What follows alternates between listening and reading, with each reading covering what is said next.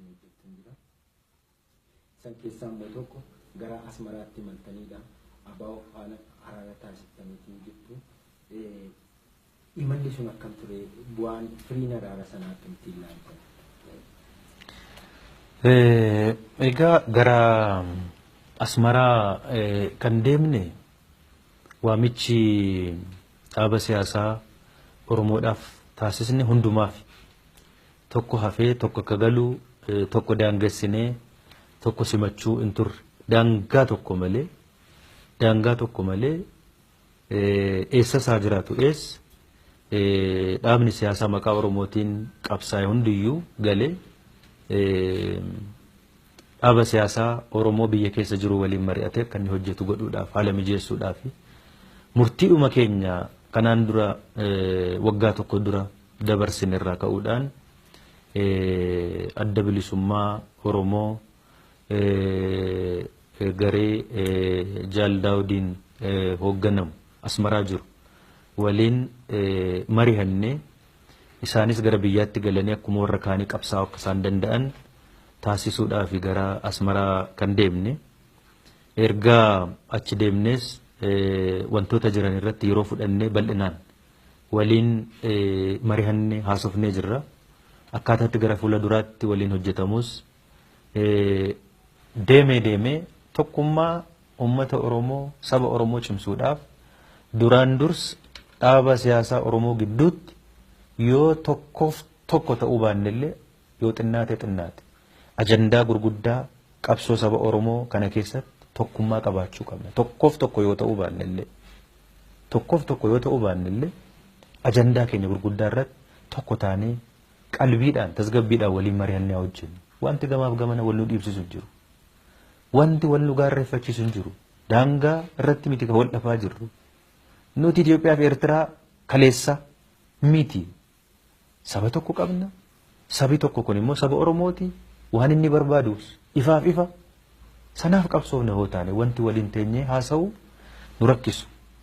Nu daangessu hin jiru waan ta'eef kanarratti waliin taanee haa hojjennu yaada jedhu dhiyeessinee fi sanas qalbiidhaan waliin mari'annee haala gaariitiin walii gallee jirra. Akkaataatti waliin hojjennu irratti tokko lamaan waan gurguddaa irratti wantoota hafan immoo deemsa keessatti wantoota xixiqqaa hafan immoo deemsa keessatti marii yeroo taasisnu keessatti hiikkataa deemu waan ta'eef akkasitti waliin haa hojjennu. Isinis biyya keessa galaatii waliin haa hojjennu waan jenneef isarratti walii gallee jirra. Haala gaariidhaanis waliin mari'anne haala gaariidhaanis walii galle waan ta'eef isaanis akkuma warra kaanii dhufanii nu gargaaranii nu deeggaranii wal deeggarree qabsoo saba kanaa irruma caalaa hin cimsine jenneeti kan yaadnu. Haaluma sanaan hoggansi walakkaan amma dhufee biyya keessa galee jira. Biyya keessa galee haala tokko akkaataatti hojii eegaluu danda'an walumaan taanee mijeessus eegallee jirra waan ta'eef haala gaariidhaan jalqabameeti kan inni jiru. Kanaaf mariin nuti Asmaraa irratti taasisne bu'a qabeessaaf gaarii ture jechuudha. Kanaaf adda bilisummaa Oromoo Asmaraa jiru waliin mari'annee haala gaarii mari'annee haala gaarii walii gallee biyya keessa akka isaan dhufan taasifamuun isaa walii galteen keenya homaa tokko muda wayii hin qabu rakkoo wayiyyuu hin qabu. Haa ta'uuti garuu rakkinoonni Oromiyaa keessatti amma dhalataa jiran ilaallu keessaatii tokko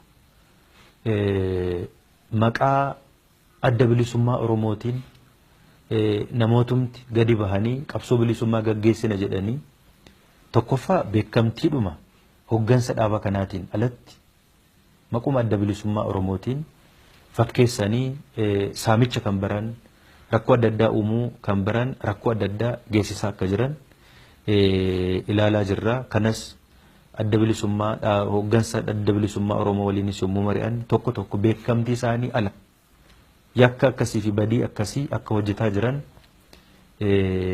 isaanis nu himanii jiru. Kun gara fuula duraatti ilaalamee seeraan karaa qabachuu akka inni malu qabu ilaalaati kan jirru.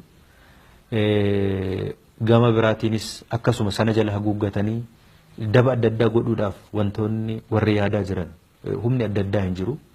Kun yeroo gabaabaa keessatti dafee adda bahuu danda'utu irra jiraatu. Akkasitti wal makee walitti marqamee yeroo dheeraa deemuun irra hin jiraatu. Waan ta'eef amma inumaa maqaa walii galtee kanaatiin kan meeshaa bitaa jiru jira tokko tokko kan uummata barsiisnaa jedhee ammuma ganda keessatti walitti qabee eenyummaa dhumtisaa kan hin beekamne garuu alaabuma qabatee reenjariidhuma mootummaa bakkuma argateetii uffatee kan wannoo dogoggorsaa jiru jira.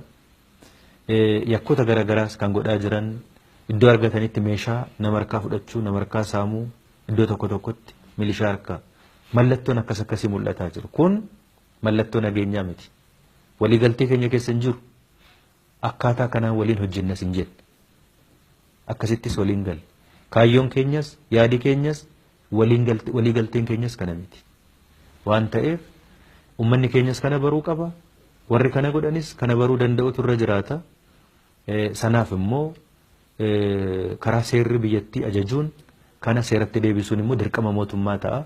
Hawaasni keenyas kana baree deeggarsa godhuun baay'ee barbaachisaadha. Maaliif nuti waliigalteen amma dhaaba siyaasaa Oromoo waliin taasisne kun karaa kamiiniyyuu kan gufatu hin barbaanne. Hamma uummata Oromoo saba Oromoo fayyadee argametti. Garuu abbaan barbaade maqaa saba Oromootiin immoo haa gurmaa'u. Nageenyi saba Oromoo keessatti akka hin dhufne naannoo Oromiyaa keessatti akka hin dhufne taasisa taanaan hin hojjetu. Abadan kun hin hojjetu. Namni akkasitti yaadu yoo jiraate hin hojjetu. Uummanni Oromoos kanan barbaadu akka mootummaattis kanan barbaadu. Kun akka inni dhufuuf miti. Nuti guyyaa tokkos waa taate sababa dhaabni siyaasaa Oromoo walii galuu dadhabeen waliin taa'ee haasa'uu dadhabeen nageenyi Oromiyaa iddoo tokkotti akka booroftu hin barbaadu. Nagaan akka inni dhufuudhaaf. Nagaa keessa nagaa waaraan Oromiyaa keessatti akka dhufuudhaaf. Warri kana hin barbaanne ammas mallattoo tokko tokko argaa jirra gaditti. Kun dafee karaa qabachuutu irra jiraata. Kanammoo waliin mari'annee uummata keenya waliinis mari'annee dafnee karaa hin qabsiisne jenneeti kan nuti yaadnu.